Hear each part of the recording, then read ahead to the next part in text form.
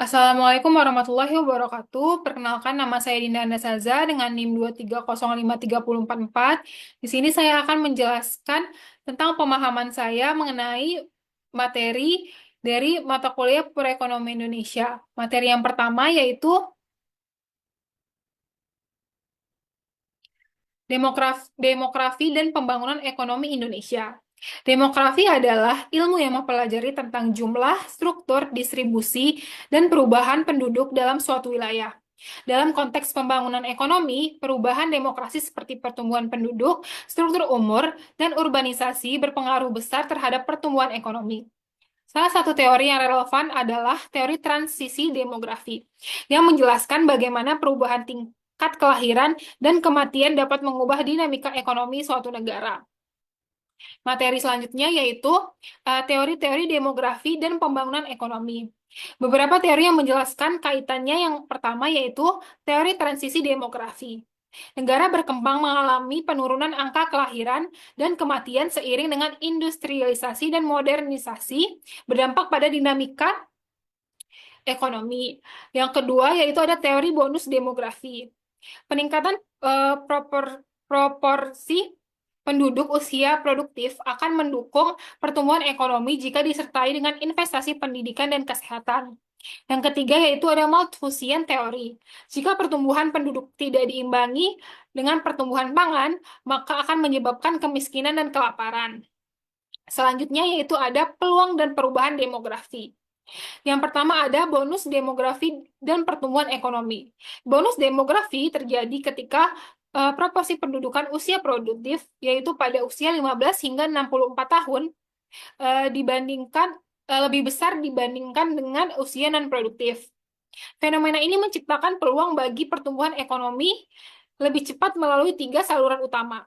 Yang pertama yaitu ada peningkatan produktif tenaga kerja dengan lebih banyak tenaga kerja produktif, output nasional meningkat. Yang kedua, peningkatan investasi. Dengan bertambahnya pendapatan per kapita, tingkat tabungan nasional meningkat yang dapat dialokasikan untuk investasi produktif. Yang ketiga, peningkatan konsumsi domestik. Peningkatan usia produktif memiliki kebutuhan konsumsi yang lebih besar, mendorong pertumbuhan sektor real seperti perdagangan, properti, dan jasa. Selanjutnya ada transformasi struktur ekonomi. Bonus demografi juga mendorong terjadinya transformasi ekonomi dari sektor tradisional berbasis agraris ke sektor industri dan jasa. Pada sektor industri, bertumbuh seiring kebutuhan manufaktur, konstruksi, dan pengelolaan hasil pertanian. Pada sektor jasa, perkembangan sektor pendidikan, kesehatan, keuangan, transportasi, dan pariwisata. Yang ketiga ada pengembangan inovasi dan teknologi. Penduduk muda identik dengan daya adaptasi tinggi terhadap teknologi baru. Ini membuka peluang untuk yang pertama pengembangan startup berbasis teknologi, peningkatan produktif melalui digitalisasi teknologi, digitalisasi sektor tradisional, transformasi berbasis model UMKM model e-commerce. Selanjutnya yang terakhir ada peningkatan daya saing global. Dalam era globalisasi, negara dengan tenaga kerja muda, terampil, dan inovatif akan lebih mampu bersaing di tingkat internasional. Materi selanjutnya yaitu tantangan dari perubahan demografi. Yang pertama yaitu ada pengangguran. Jika kesempatan kerja tidak bertambah seiring dengan bertambahnya angkatan kerja, angkatan pengangguran akan melonjak. Yang kedua adalah ketimpangan wilayah. Pusat pertumbuhan ekonomi masih terkonsentrasi di Pulau Jawa, menyebabkan ketimpangan dengan wilayah timur di Indonesia. Yang ketiga ada kualitas SDM. Tingkat pendidikan dan keterampilan belum merata. Indonesia mengalami learning poverty atau anak-anak yang tidak membaca dengan baik pada usia 10 tahun ke atas itu ada sekitar 52%. Yang keempat ada resiko bencana demografi. Tanpa persiapan, bonus demografi bisa berubah menjadi bencana demografi berupa ledakan pengangguran, kemiskinan, dan ketidakstabilan sosial. Materi selanjutnya yaitu kondisi demografi Indonesia saat ini. Demografi Indonesia mengalami perubahan besar dalam beberapa dekade terakhir. Seiring dengan pertumbuhan ekonomi, globalisasi dan perubahan sosial budaya untuk memahami potensi pembangunan nasional, pentingnya menganalisis beberapa dimensi kunci dari kondisi demografi Indonesia. Selanjutnya ada angkatan kerja dan kemiskinan. Angkatan kerja adalah mereka yang mempunyai pekerjaan, baik sedang bekerja maupun yang sementara tidak sedang bekerja karena suatu sebab, seperti petani yang sedang menunggu panen atau hujan, pegawai yang sedang cuti, sakit, dan sebagainya. Di samping itu, mereka yang tidak mempunyai pekerjaan tetapi sedang mencari pekerjaan atau mengharapkan dapat pekerjaan atau bekerja secara tidak optimal, itu disebut pengangguran. Materi selanjutnya yaitu kondisi angkatan kerja di Indonesia. Dalam beberapa tahun terakhir, Indonesia mencatat jumlah angkatan kerja yang terus bertambah. Pada Februari 2024, jumlah angkatan kerja di Indonesia mencapai sekitar 140 juta orang. Namun, peningkatan jumlah ini tidak selalu berbanding lurus dengan peningkatan lapangan pekerjaan yang tersedia. Permasalahan serius yang dihadapi meliputi yang pertama ada pengangguran terbuka, terutama di kalangan lulusan muda dan perguruan tinggi. Selanjutnya ada pekerjaan informal yang jumlahnya masih sangat tinggi, yaitu pekerjaan yang bekerja tanpa kontrak tetap, tanpa jaminan sosial, dan dengan pendapatan tidak menentu. Selanjutnya ada kesenjangan keterampilan. Banyak pekerja yang tidak memiliki keterampilan sesuai dengan kebutuhan industri modern. Selanjutnya yaitu ada kemiskinan. Kemiskinan itu sendiri adalah kesenjangan sosial atau ketimpangan antara kelompok masyarakat berpendapatan tinggi dengan kelompok masyarakat yang berpenghasilan rendah, serta tingkat kemiskinan atau jumlah orang yang berada di bawah garis kemiskinan merupakan dua masalah besar. Tidak terkecuali di Indonesia, negara berkembang. Kemiskinan adalah keadaan di mana terjadinya ketidakmampuan untuk memenuhi kebutuhan dasar seperti makanan, pakaian, tempat berlindung, pendidikan, dan kesehatan. Selanjutnya yaitu ada penyebab kemiskinan. Beberapa penyebab kemiskinan diantaranya yaitu penyebab individual atau patologis, yang melihat kemiskinan sebagai akibat dari perilaku, pilihan, atau kemampuan dari si orang miskin tersebut, namun lebih tepatnya terletak pada perbedaan kualitas sumber daya manusia dan perbedaan akses modal.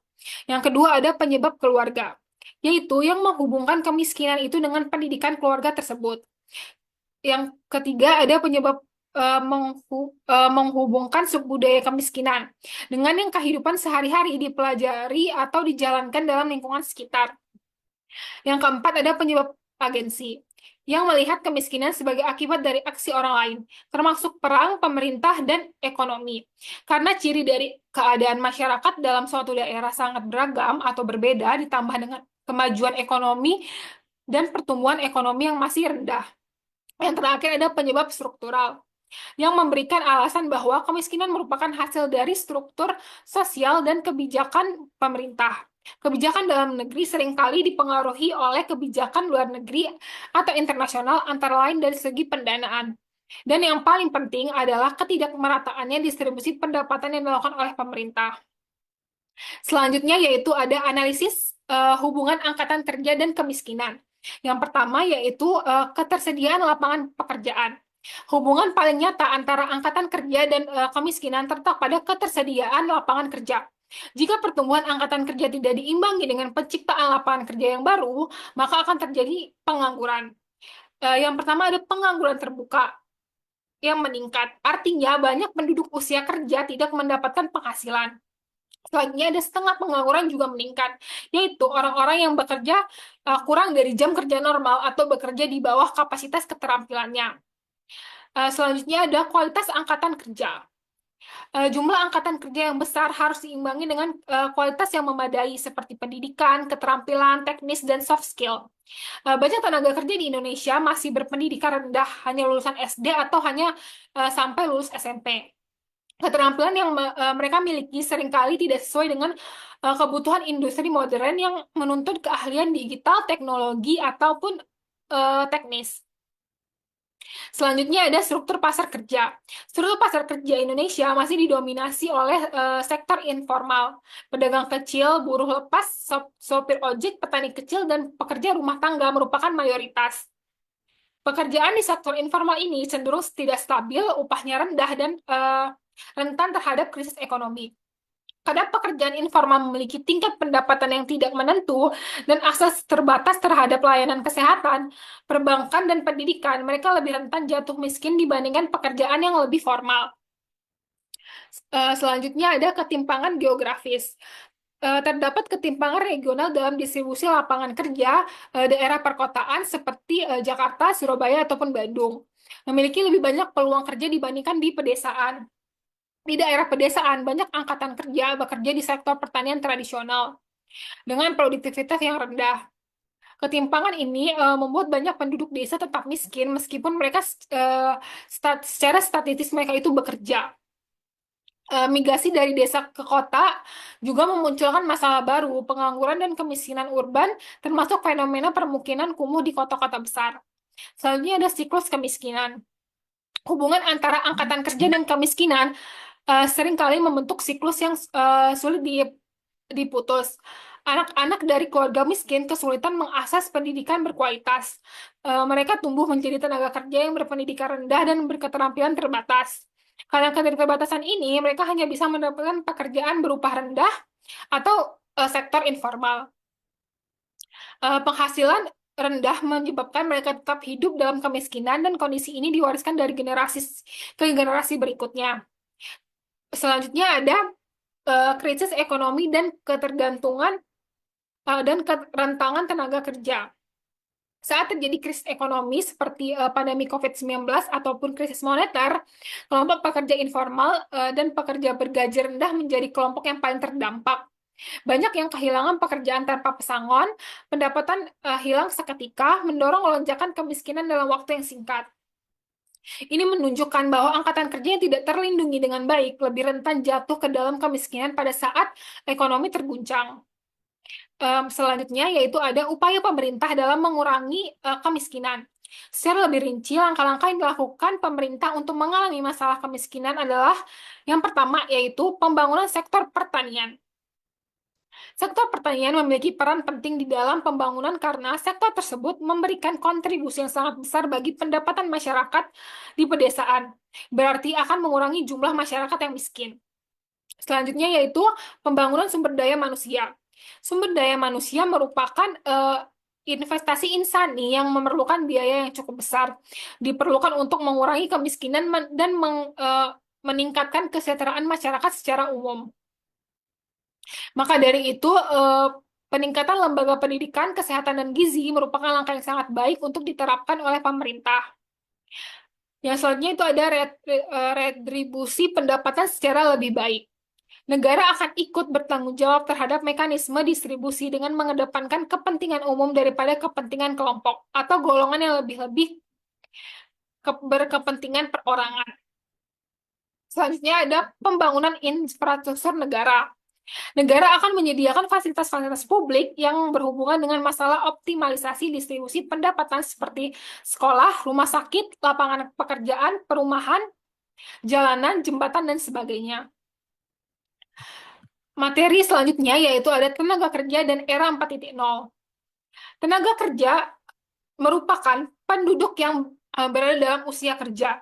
Menurut UU nomor 13 tahun 2003, bab 1 pasal 1 ayat 2, disebutkan bahwa tenaga kerja adalah setiap orang yang mampu melakukan pekerjaan guna menghasilkan barang atau jasa, baik untuk memenuhi kebutuhan sendiri maupun untuk masyarakat.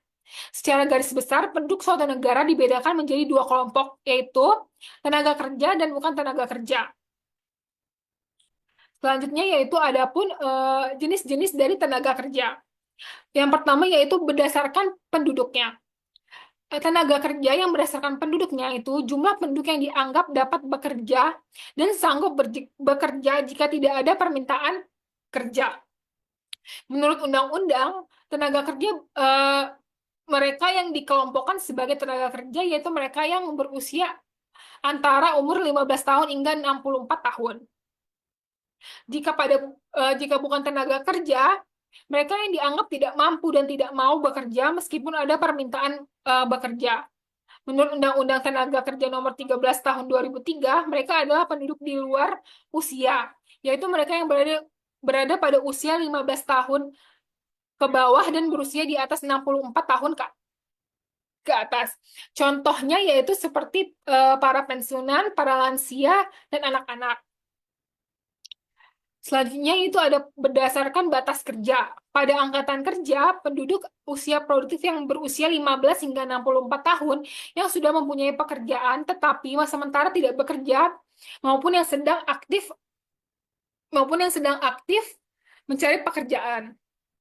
Pada bukan angkatan kerja, mereka yang berumur 10 tahun ke atas yang kegiatannya hanya bersekolah, mengurus rumah tangga dan sebagainya. Contohnya yaitu seperti anak sekolah dan mahasiswa, ibu rumah tangga dan orang cacat, serta para pengangguran yang sukarela. Selanjutnya ada berdasarkan kualitasnya, yaitu ada tenaga kerja terdidik, yang mana tenaga kerja terdidik ini adalah mereka yang memiliki suatu keahlian atau kemahiran dalam bidang tertentu dengan cara sekolah atau pendidikan formal dan non-formal. Contohnya seperti pengacara, dokter, guru, dan lain-lainnya. Selanjutnya ada tenaga kerja terlatih, yang merupakan tenaga kerja yang memiliki keahlian dalam bidang tertentu melalui pengalaman kerja. Tenaga kerja terampil ini dibutuhkan latihan secara berulang-ulang sehingga mereka mampu menguasai pekerjaan mereka. Contohnya seperti apoteker, ahli bedah, mekanik, dan lain-lain. Yang terakhir itu tenaga kerja tidak terdidik dan terdidik. Eh, Tenaga kerja tidak terdidik dan terdidik ini adalah tenaga kerja yang hanya mengandalkan tenaga saja. Contohnya seperti kuli, buruh angkut, pembantu rumah tangga, dan sebagainya. Materi selanjutnya yaitu eh, perubahan dunia kerja di era 4.0. Yang pertama yaitu ada munculnya pekerjaan baru. Penggunaan komputer yang semakin pintar tentu menuntut industri untuk memiliki orang-orang yang mampu untuk membuatnya. Yang kedua ada perubahan pekerjaan yang sudah ada. Tak hanya pekerjaan baru yang mulai muncul, pekerjaan yang sudah ada juga mengalami perubahan yang sangat signifikan. Yang ketiga ada tuntutan skill yang berbeda, dan yang terakhir ada kerjaan yang lebih fleksibel. Baiklah, sekian materi yang bisa saya sampaikan. Saya akhiri. Wabillahi taufiq wal hidayah. Wassalamualaikum warahmatullahi wabarakatuh.